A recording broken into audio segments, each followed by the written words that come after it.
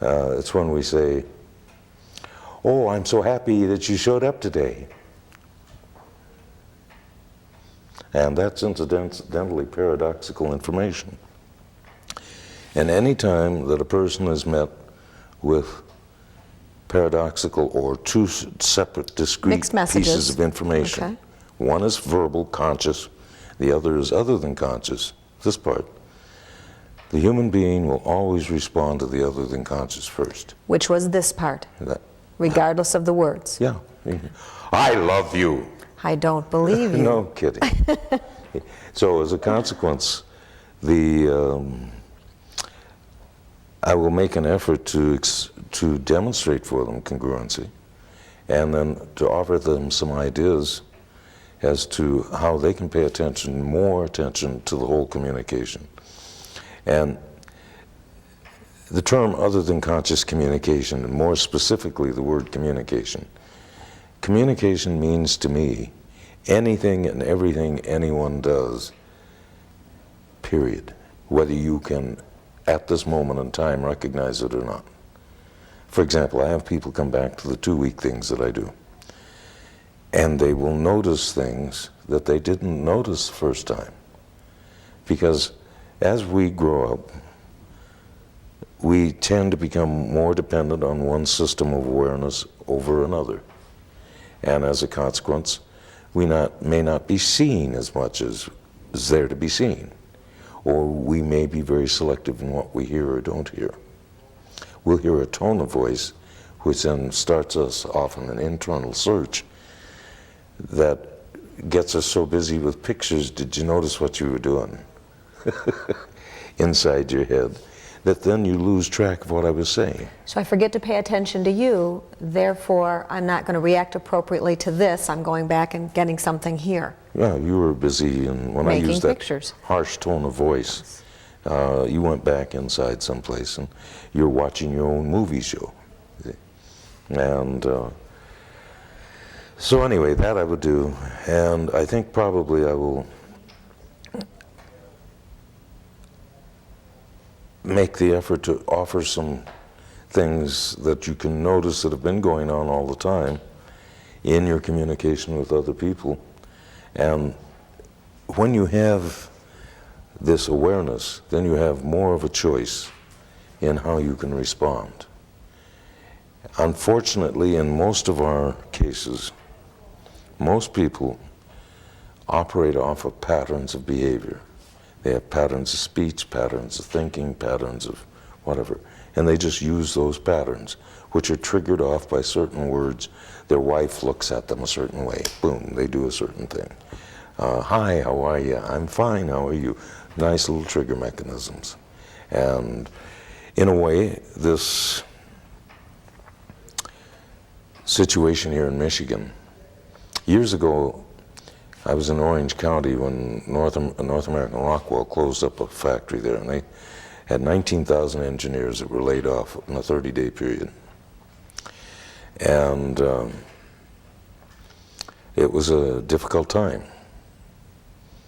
And it's especially difficult in the electrical engineering field when you've been working in kind of a government job, more or less, government contracts, and gotten so stultified in it that you haven't kept up with the state of the art. So all of a sudden now somebody comes along and punctures your balloon and says, hey, you're going to have to come out in the real world, take a look at the real world, find out that you're light years behind what's going on in electronics. That's bad enough. It was devastating to these people. But there was one guy down there who, well, more than one, but this one pops into my mind. He decided to look around and find out what was needed. And in Orange County in those days, they didn't have a taxi. So he went down, and in those days, he just went in and filled out the paperwork, got a license. He now has a cab. So he kind of did what the little kids did. He adapted and survived the experience. But if we keep hung up on the old stuff that's in there, We don't move on. well, who wants to move? I mean, get on with life. Get on with Yeah. life. We can start learning more. We can start doing more. The same energy we use to masticate this misery, we can use that same energy creatively. Talk about the deep breath. I know we're almost at the end, and I want you to talk about the deep breath as one way to interrupt some old patterns. Yeah. That's one of the obvious ones I'm surprised nobody's noticed. It's the oldest piece of hypnosis that the world's, I believe it was built into us by our Creator. If you watch a natural animal or a small child, when they're ready to go to sleep, they go, it's a sigh. It's not a deep breath. It's the exhalation. It's a sigh. This is a built-in signal we have that says, relax. Now, if you watch people who are in an emotional state of mind, they're like this. Better than that, on television, when you're watching these people who are doing the dives, high dives, they get out there and they go. And if you want to watch really happen, watch your basketball players when they have to make a free throw under pressure. They prepare first. They'll go. By using that sigh, what we do is we give ourselves the best opportunity to perform at our best, whether you're in sports or whether it's dealing with your wife, or your husband, or the kids. So when you're aware, you sigh first. When you find yourself getting tense, nervous, upset, break up the cycle. Break up the pattern so you don't get into this old garbage that's up here. Incidentally, the guy down in Orange County, The taxi driver?